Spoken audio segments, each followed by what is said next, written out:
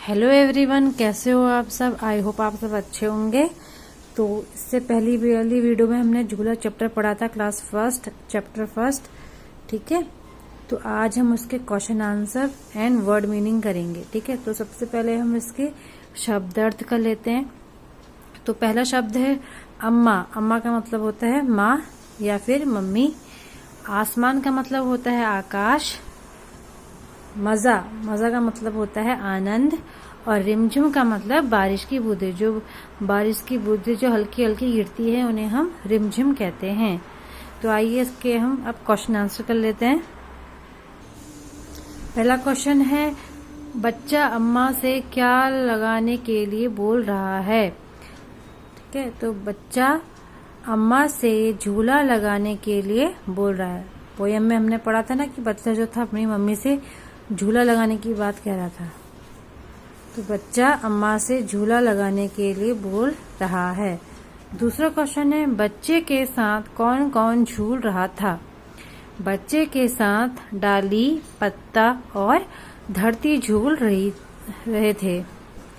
ठीक है, बच्चे के साथ कौन कौन झूल रहा था। डाली, पत्ता और धरती झूल रहे थे। बादल कैसे बरस रहे हैं। बादल रिमझिम रिमझिम बरस रहे हैं। कैसे बरस रहे थे बादल। रिमझिम रिमझिम। ठीक है, दूसरा क्वेश्चन है।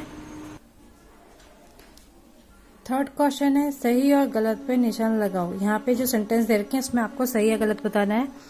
बच्चा झूला लगाने की बात अपने बाबा से कह रहा है। तो हमने पोयम में पढ़ा था कि बच्चा जो है अपनी माँ से कह रहा था, अम्मा से कह रहा था झूला लगाने को, ना कि बाबा से। तो ये सेंटेंस हमारा गलत है, वाक्य गलत है। बच्चा झूले पर चढ़कर आसमान को छूना चाहता था। तो ये सही है।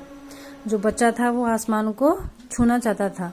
बच्चे के साथ और बच्चे भी झूल रहे थे। तो पोयम में ऐसा कुछ तो बताया नहीं कि बच्चे के साथ और बच्चे भी झूल रहे थे। तो ये वाक्य भी गलत है। बच्चे के साथ डाली, पत्ता और धरती भी झूल रहे थे।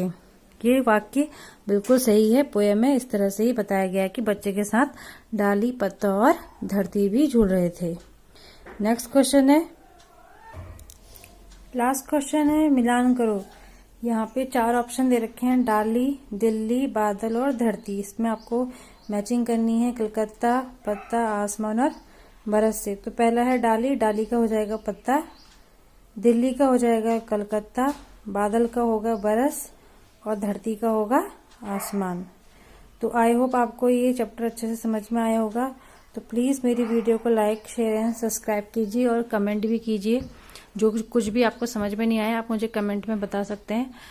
तो आज के लिए इतना ही। Thank you.